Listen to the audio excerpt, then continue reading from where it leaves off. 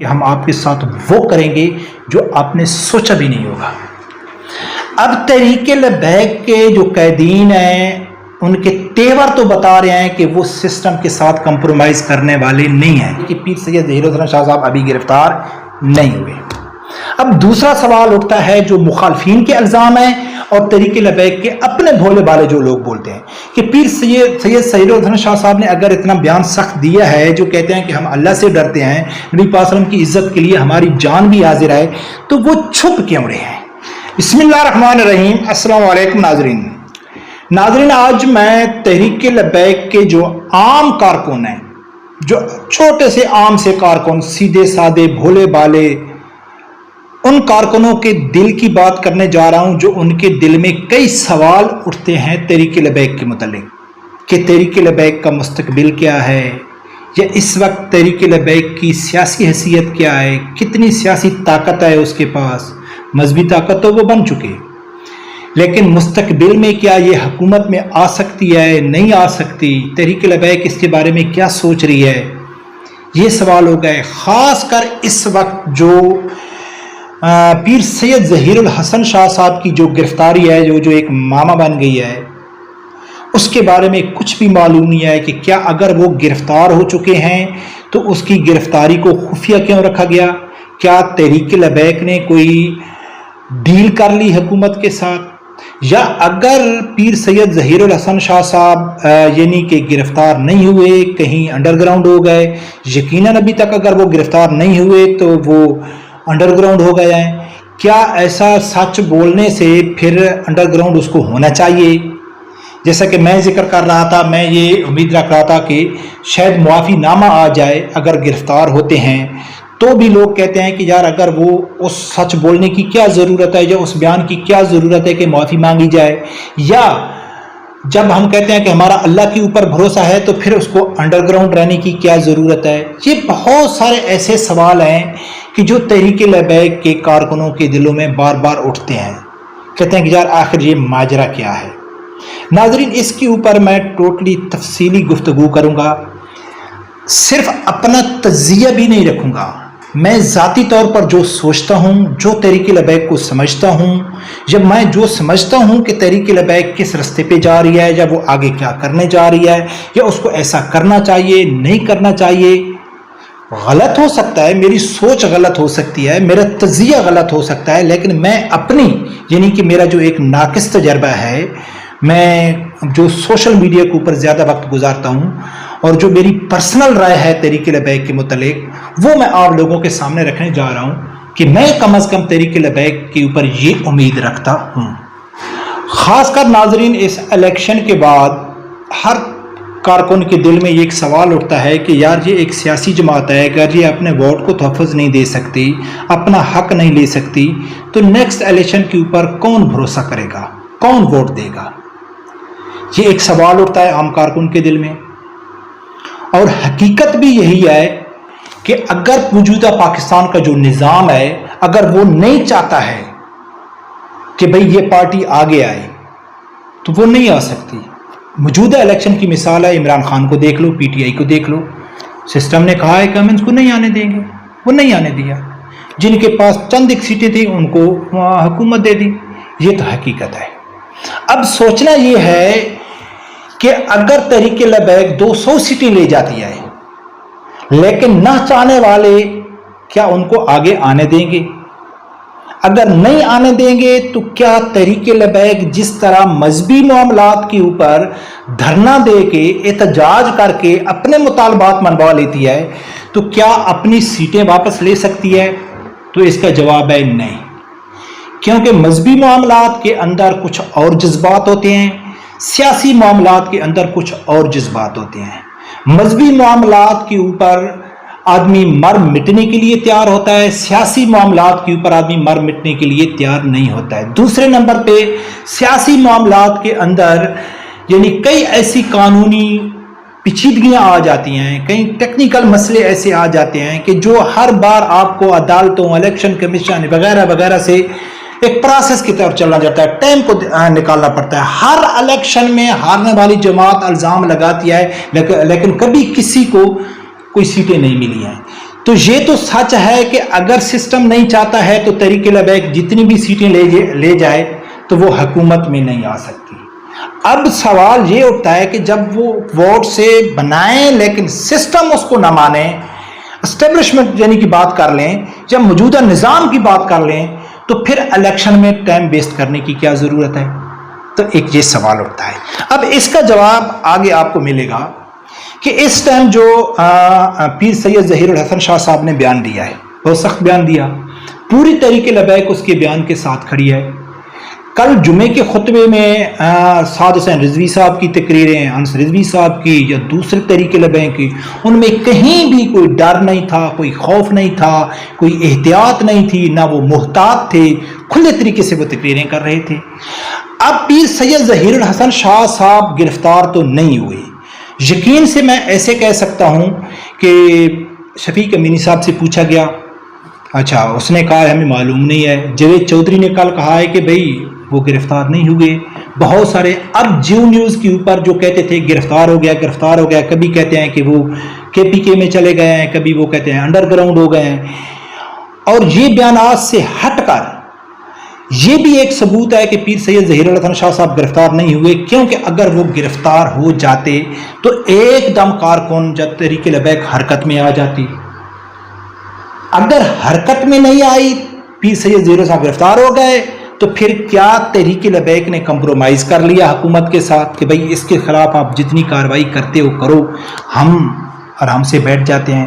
تو یہ بھی ناممکن ہے کہ آج کی ڈیٹ تک تحریک لبیک کی کوئی ایسی ایکٹیویٹی، کوئی ایسا بیان، کوئی ایسا کمپرومائز، کوئی ایسی لوز ٹاکنگ سامنے نہیں آئی ہے کہ کوئی نہ کوئی سیاسی جماعت ان کی طرف دلچسپی لے رہی ہے، یا وہ کسی سیاسی جماعت کی طرف دلچسپی لے رہے ہیں. جب موجودہ نظام اس سسٹم میں وہ آ رہے ہیں، جیسا جماعت اسلامی ہے، جیسا موزن اللہ فضل الرحمان ہے، تو آج تک تحریک لبیک کی کوئی ایسی کمزوری سامنے نہیں آئی، یا ایسا کوئی ویک پوائنٹ نہیں آیا جس کے اوپر آدمی تجزیہ کرے کہ یار یہ بھی روایتی ایک مذہبی جماعت بن چاہیے.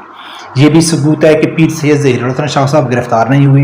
دوسرا، لاہور ہائی کورٹ میں اس کی جو FIR ہے اس کو چیلنج کیا گیا ہے، اس کے خلاف یعنی کہ عدالت میں رجوع کیا گیا ہے. اگر گرفتاری ہوتی تو گرفتاری کے خلاف ہوتے. تو اس سے یہ بات واضح ہو گئی کہ پیر سید ظہیر الحسن شاہ صاحب ابھی گرفتار نہیں ہوئے.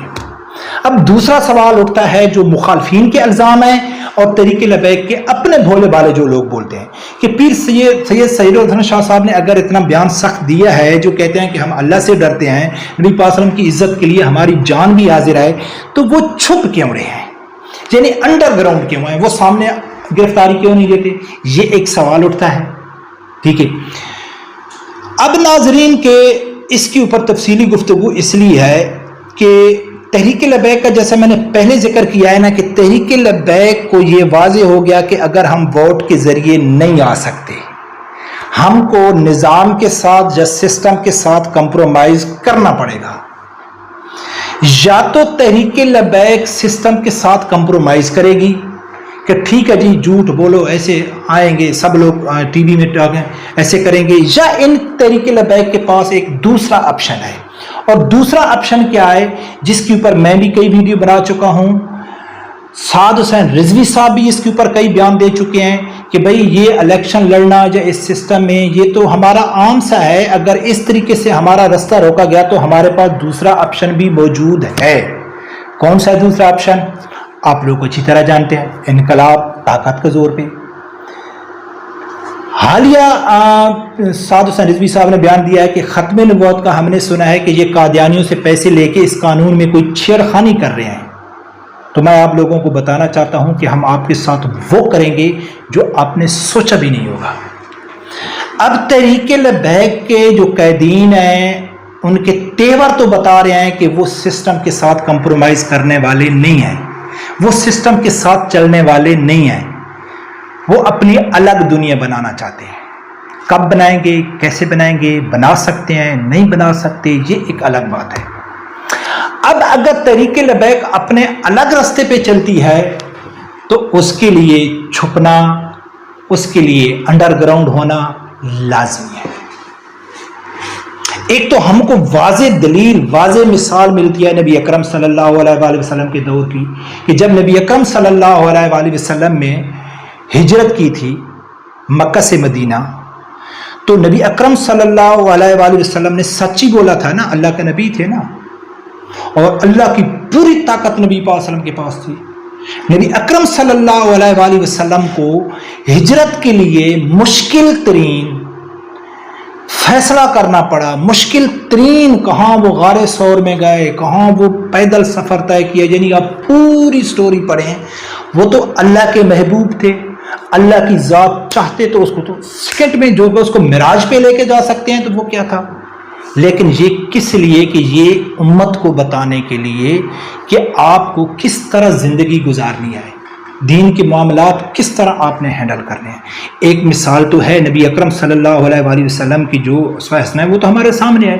تو یعنی کہ اگر دوسری مثال ہم دیکھیں تو افغانستان کے طالبان کی مثال دیکھیں کہ وہ انڈر گراؤنڈ ہو جاتے تھے، وہ غاروں میں چلے جاتے تھے، وہ چھپ جاتے تھے، 2 سال کے لیے سامنے نہیں ہوتے تھے، پھر نکلتے تھے، پھر کمپرومائز بھی کرتے تھے، ٹیبل ٹاک بھی ہوتی تھی قطر میں، دوحہ میں، مختلف جگہوں پہ، لیکن وہ اپنے طریقے سے چلتے چلتے چلتے چلتے 15-20 سال کے بعد انہوں نے اپنی حکومت بنا لی۔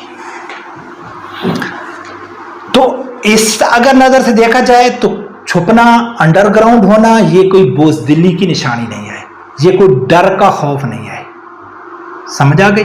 یہ ڈر کا خوف نہیں ہے کہ جو دین کے رستے پہ نکلتے ہیں بہت سارے، اگر نبی پاک کی جنگوں کے دور میں آپ واقعی سنیں گے تو آپ کو ایسی مثالیں ملیں گی۔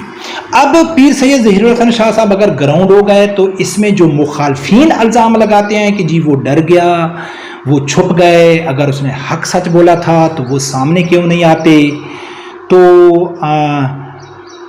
جو طریقے لبیک کے اپنے کارکن ہیں وہ بھی یہی سوچتے ہیں کہ یار ویسے اس کو چھپنا نہیں چاہیے تھا۔ میں پہلے دن پہلی ویڈیو میں آپ لوگوں کو بتا دیا تھا کہ اگر جو ابھی یعنی کہ پیر سید ظہیر الحسن صاحب نے بیان ہی دیا تھا تو میں نے پہلی ویڈیو میں بتایا تھا کہ اس بیان کے اوپر اس کے اوپر کارروائی لازمی ہوگی، اور کارروائی ہوتی ہے تو اگر پیر سید ظہیر الحسن صاحب کا کوئی معافی نامہ آتا ہے تو ہرگز اس کا یہ مطلب نہیں ہے کہ وہ ڈر گئے ہیں، وہ خوف گئے ہیں۔ ہاں البتہ یہ ہو سکتا ہے تو اس میں کوئی حکمت عملی ہوتی ہے، کوئی آگے کا لائے عمل ہو سکتا ہے۔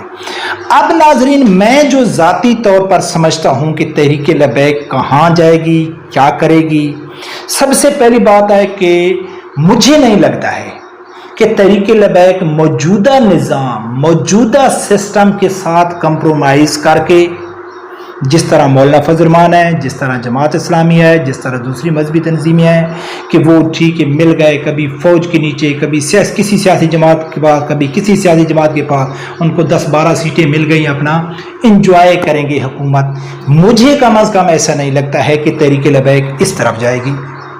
تحریک لبیک جائے گی بالکل پیور، صاف، شفاف، کلین تحریک لے کے چلے گی۔ اس کے لیے سسٹم اس کو مانتا نہیں ہے، سسٹم کو منوانے کے لیے بہت محنت کرنی پڑے گی، بہت یعنی کہ صبر کرنا پڑے گا۔ تو تحریک لبیک کے اب واپسی کے راستے تو ہے نہیں کہ تحریک لبیک کو سعد رضوی صاحب جب قیادت کریں کہ بھئی ہم بس تھک گئے ہیں، ہم ان گرفتاریوں سے، لوگ عوام ہمارا ساتھ نہیں دیتی ہے، یہ وہ فلانا، ہم تو بھئی چپ کر کے بیٹھ۔ ایسا تو ممکن ہی نہیں ہے کہ تحریک لبیک کی جو خواہش ہے، تحریک لبیک جس رستے پہ چلنا چاہتی ہے، جو اس نے جو بیانیہ دیا ہے، جو اس نے جو اس کا جو منشور ہے، اس کے حساب سے تو عوام ان کو چاہتی ہے، طاقت ان کے پاس روڈ کیا ہے۔ حامد میر نے کہا ہے، سب لوگوں نے کہا ہے کہ سٹریٹ پاور تو تحریک لبیک سے پیچھے ہے ہی نہیں۔ تو جس رستے پہ جس کا ہم اشارہ دے رہے ہیں اس کے لیے تو ڈانسر چاہیے نہیں، اس کے لیے تو تحریک لبیک کے کارکن جیسے ورکر چاہیے۔ جب تحریک لبیک کو معلوم ہو گیا کہ اس رستے پہ چلنے کے لیے جو میرے پاس سامان ہے وہ مہیا نہیں ہے، یا میرے لیے وہ راستہ سازگار نہیں ہے، اس راستے پہ چلنے کے لیے جو راستے میں مشکلات آئے گی، اس مشکلات سے نمٹنے کے لیے میرے پاس پورا ساز و سامان ہے۔ تو ناظرین، میں ذاتی طور پر یہ سمجھتا ہوں کہ تحریک لبیک نے اب آگے ہی جانا ہے، آگے ہی جانا ہے۔ کب جائے گی، کتنے جائے گی، ان کو کتنی کامیابی ملے گی، کتنی محنت کرنی پڑے گی، کتنی قربانی دینی پڑے گی، یہ تو اللہ کو پتہ ہے۔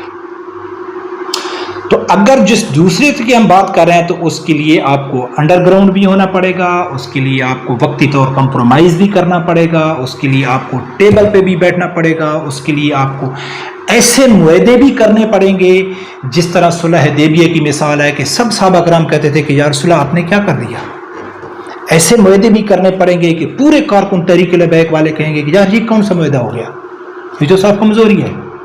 لیکن یقین کس کے اوپر رکھنا ہے؟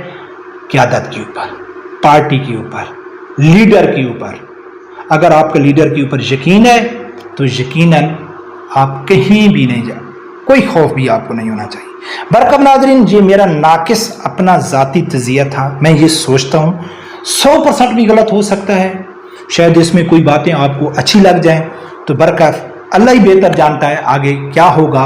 لیکن ہمت مرداں، مدد خدا، جتنا بڑا مقصد اتنی بڑی تکلیف، اتنی بڑی قربانی۔ تو انشاءاللہ ہمارا جو مقصد ہے اس کے لیے تو چلتے چلتے ہم کہیں بھی ہماری جلد نکل جائے تو سمجھو کہ ہم اس مقصد میں، اس تحریک میں، اس مقصد کے لیے ہماری قربانی کام کر گئے۔ رب پروردگار سے یہی دعا ہے اللہ تعالیٰ میرے سمیت ہر آدمی کو حق سچ سننے کی اور اس کے ساتھ کھڑے ہونے کی توفیق عطا فرمائے۔ اللہ